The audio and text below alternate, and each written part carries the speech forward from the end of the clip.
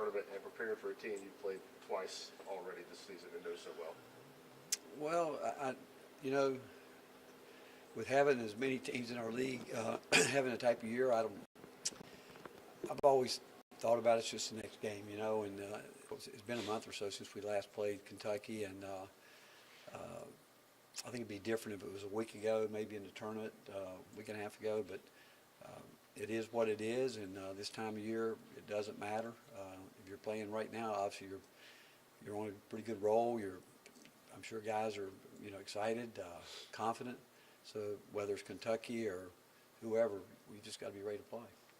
You really have no choice, Coach, obviously in the matter, but would you rather this time of year play a team that you're very familiar with or really don't know a whole lot at all? It doesn't matter to me. It doesn't matter. I mean, I just know how hard we knew we had to get ready to play Wofford, then the winner of the UCLA-Utah State game, and it's no different this week. I mean, it's the next game up on your schedule, and you've got to be ready to go. How important is what Lamont Butler does defensively? He's a terrific player. You know, I love the way he played, and you know, he's obviously been there before. He knows what it's like this time of year to play basketball, and but he brings a really good defensive element to him, and he knows what he's doing on the offensive end. Physicality, he brings physicality. Is there anything you think Igor did in the two meetings against Kentucky previously that he did so well in, or is it just kind of how it worked out? I thought Igor played well, and I thought he played well the other night. You know, he got back, he had 7 rebounds and did a lot of good things with the ball. And but right now, whether it's Igor, whoever, they've got to be ready to play. It's, you know, we talked about this time of year what it's all about, but Igor did play well. I thought both times, and we need him to do it that and more. Coach, you guys were the best defensive teams in the country against defending the three-point line. Kentucky had a lot of success in both games. What led to that? Well, again, I think you give them credit. We you know, they made the shots. I mean, there's no question, and they're a team that's capable of making tough shots. But we did have some breakdowns that let them get going, and I think a team like that you know they can shoot it. You give them just a little bit of space, let them get their rhythm. It doesn't take much for them to have a great night against you. Significant was what your front court gave you defensively and rebounding against UCLA? Well, again, we've played our best basketballs when we've got a complete effort, not only from our guards, but with our front line. And this time of year, if you're going to win and move, you got to have everybody. It can't be a one-sided from your own attack, and we just need that consistency from here on out. How big was it to get 20 from those 3 forwards in terms of rebounds against UCLA? Huge, and that was a major emphasis going in because, you know, you go back and when we've been pounded on the boards, it's really hurt us, obviously, and it would hurt anybody. I mean, we talk about it all the time, you know, the game going on within a game that, you know, whether it's trying to get some of your misses, but you can't be a good defensive team if you don't finish it and rebound the ball and allow your offense to get out, maybe get some easy baskets. There's a lot of talk about transfer portal date. Just what's your take on that during the tournament? It is what it is. I mean, it's the rules they put in play. It is what it is. You know, we have to live within it and do what we do. And again, I'm thankful that we have a coaching staff that's been on top of it. And you know, it's different because, you know, we're still in the tournament, but yet still recruiting as if we weren't. And but I don't think we're any different than any of the other teams that's still playing. How impressive is it to watch Kim Caldwell make a Sweet 16 in her first year as a D1 head coach? You know, it's awesome. I mean, you know, from the time that she's walked on this campus, she's made a tremendous impact. You know, I go back to, you know, a year ago when we started with you know, the Big Orange Caravans that, you know, you knew she was confident in what she was doing, her style. She knew that she believed in that. And I look back and I really admire Danny White and his staff for making a hire. I mean, people probably said who, what, but she's got all that quiet real quick. And but if you knew how hard our women's team, and I watched it all through this, you know, this summer and fall, I'm not the least bit surprised. And what she's got going, she's only going to continue to build on it. And I hope this team continues to go because, again, we've watched them personal and up close, how hard they work every day, and it's neat watching their success. You ever had 2 different players be finalists for Defensive Player of the Year, and who would you vote for between Sakai and Jemai? You know what? I have. I don't think I have, but if I had a vote, I'd vote for both of them.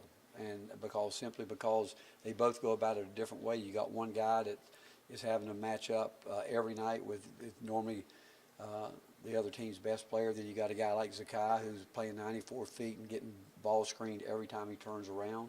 So it's two different ways and that you look at it, but it's really a compliment to both of them. And the fact is, I'd vote for both of them. And I guess on a national level, they both get a half a vote. But I think they both are more than deserving of it. Chaz been at his best the last couple of weeks, really since the postseason. I think he's continued to get better. I think he's, and you would expect that. I mean, because of if you, again, you know him, how he goes about his business, and he went through a learning year. What is arguably the greatest college basketball league ever, and against physical guys, that terrific coaches, players that know how to guard people, how to change things up, and he had to learn it on the run, and he's done that, and he's just gotten so much better, and I think that he's just, in terms of his own future career, I think he's just getting started to what he's going to be. What about Chaz's personality allows him to elevate when it matters most? I think he said it best the other day, and I think this. He said he's grounded. Every time you hear him talk, he gives he gives glory to God. He said that's my foundation, that's my rock, and I think that that's true. I think that he realizes that God has put him here at this time to glorify God, and that means to do everything he possibly can to prepare himself mentally, emotionally, to do everything that he can possibly do to get ready to go out and try to play the best basketball he can. And I don't think he's laying around worrying about, am I going to make a shot? I think he's just thinking about his preparation, what he needs to do. And it's not just offensively. He's gotten so much better on the defensive end, and he'll he's just improved in every facet of his game. But his personality, he hasn't changed. I mean, he came in here very unselfish, wanted to be part of a team, wanted to be part of a program, and he's done more than his part to come in and not just help us, but make our program better. Coach, you guys get up there tomorrow. Stage is going to be huge, bright lights. How beneficial is it to have a bunch of guys that it's not going to be new to when you get there tomorrow? I think that's important. I do. I think it's important. I think it's obviously Zakai and Jemai and Jordan. Cade got a taste of it last year, and JP a little bit, even though he's not playing. I think it's so important, and I think the carryover going forward is so important for those guys, because those guys are going to a new role. But I don't think there's any question you want guys that have been there and understand what you have to do mentally to focus on getting ready to do your job. As much talk about this league this year, how good it's been, what kind of validation is it, you think, to get 7 in the Sweet 16 for the SEC? Well, again, I think it is. I mean, you talk about it, and almost have half of them, and half our league there. I think it speaks volumes of the kind of year that we've had, and obviously, when you have more teams in, you got a chance to lose more games, and I'm sure people early were probably taking shots at the league. I would assume. I don't read it, but I would assume that's what was being said. But the fact is, we've got 7 in, and again, I look at our league and appreciate it, because I know we all would say what we know that we had to go through all year to get to this point. But again, I'm proud of it, because I know where we were 10 years ago.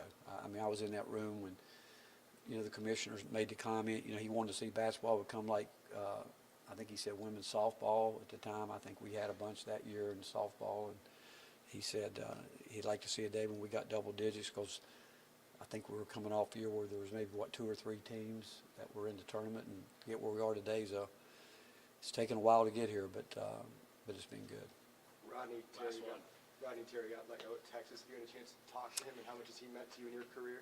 Yeah, I had. I talked to him obviously before he had heard, and he was hoping to have a chance to to talk about it with Chris Del Conte and see if there was a way moving forward. But after it happened, I talked to him the day before. I called him back after I'd gotten the news, and before I could even say anything, he said, "Coach, I'm good." He said, "I know God's got a plan for me." He said he brought me here. He's got something planned, and I think he's just in a good place from him as a person. But Rodney was a part of that program as an assistant head coach for 11 or 12 years, and obviously was there when we had some good runs, and you know, Rodney's a good man. Again, I thought the staff did a good job with their team, and but he'll be fine whatever he decides to do, and I think he's already had opportunities that maybe he passed on, but I love Rodney, and again, it made me feel, it warmed my heart when I heard him say what he said about that God had a plan for him, because I believe that. I think he's got a plan for all of us. I think he's sovereign. I don't think his sovereignty is ever lost, and so he'll put him where he wants him to be. Thanks, Coach. All right, thank you guys. You were correct about people taking shots at the SEC.